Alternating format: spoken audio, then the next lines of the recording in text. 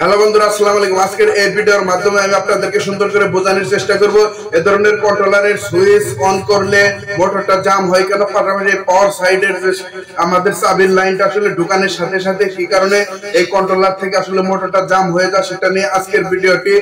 চলুন তাহলে দেরি না করে ভিডিওটি শুরু করা যাক। অটোমেটিক টিভি ফিরে এসেছি আবার ইন্টুর পর।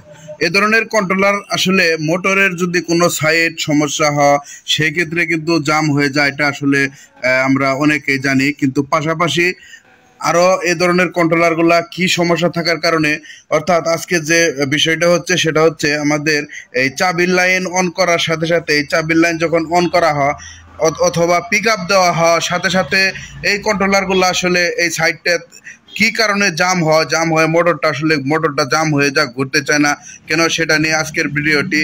তো আপনারা জানেন যে আসলে মোটরের যে কোনো সাইড যদি শর্ট হয় সেক্ষেত্রে কিন্তু আসলে গাড়িটা জাম হয়, সেই তারটা আসলে খুলে দিলে জাম ছেড়ে যা। কিন্তু আজকে এই ভিডিওর মাধ্যমে আমি আপনাদেরকে বোঝানোর চেষ্টা করব আমাদের যে মোটরের সাইডের নিচে যে সাইডটা রয়েছে এটাকে বলা হয় পাওয়ার সাইড বল। এই দিক দিয়ে প্রবেশ করে এখানে 15 বল আসলে ইন হয়, 15 থেকে 16 বল ইন হওয়ার পরে এখানে কিন্তু 5-এ রূপান্তরিত হয়। পাশাপাশি আমাদের পজিটিভ সেন্সরে কিন্তু 15 বলই আসলে আমরা পেয়ে থাকি। তো এখানে 15 বল যদি পাই সেক্ষেত্রে কিন্তু ঠিকই আছে। পাশাপাশি যে হলুদ নীল যে সবুজ তার রয়েছে এখানে 4.5 থেকে 5 ভোল্ট, মানে অর্থাৎ 5.5 দেখাইতে পারে, সেক্ষেত্রে কোনো সমস্যা নাই। আর পিক আপে যে আপনারা দেখতে পাচ্ছেন কালা এবং কি পিক আপের যে লাল তারটা রয়েছে এখানে 5 ভোল্ট দেখাবে। তো যদি এখানে 5 ভোল্ট দেখা সেক্ষেত্রে ঠিক আছে। আসলে যখন আমরা লাইনটা দেওয়ার সাথে সাথে কিন্তু আসলে যখন নতুন করে পিক আপ দেয় সাথে সাথে জাম হয়, এ ধরনের সমস্যা হওয়া। আবার কখনো অন্য কন্ট্রোলার রয়েছে, ভালো কন্ট্রোলার চলতে চলতে রাস্তাতে হঠাৎ করে জাম মারে, সেটা কি কারণে মারে সেটাও আজকে এই ভিডিওর মাধ্যমে আপনাদেরকে দেখাবো।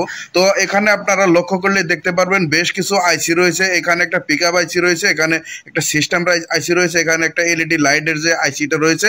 আসলে এই তিনটা আইসির যদি মানে কোনো ব্যতিক্রম থাকে, অর্থাৎ আমরা যখন কারেন্টের যে লাইনটা দেই, যখন আসলে ব্যাটারি লাইনটা দেওয়ার সাথে সাথেই এই আইসিটা যখন এখান থেকে সুইচ দেওয়া হয় সাথে সাথে এই আইসিটা শর্ট হয়ে যায়, অর্থাৎ ইলেকট্রিক লাইনের কারণে শর্ট হয়ে যায়, তখন কিন্তু আসলে এই সাইডটা জাম হয়। তো এই ক্ষেত্রে আসলে করণীয় হচ্ছে আপনার যদি জামটা আসলে বেশি হয়, মোটরটা যদি না ঘুরে সেক্ষেত্রে আপনি এই আইসিটা পরিবর্তন করে দিবেন। পাশাপাশি যদি জামটা না ছাড়ে সেক্ষেত্রে এই আইসিটা পরিবর্তন করে দিবেন।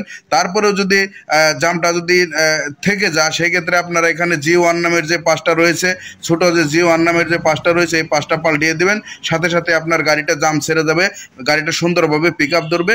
তো অবশ্যই বুঝতে পারছেন আজকের ভিডিওটি কেমন ছিল অবশ্যই কমেন্টে জানাতে ভুলবেন না।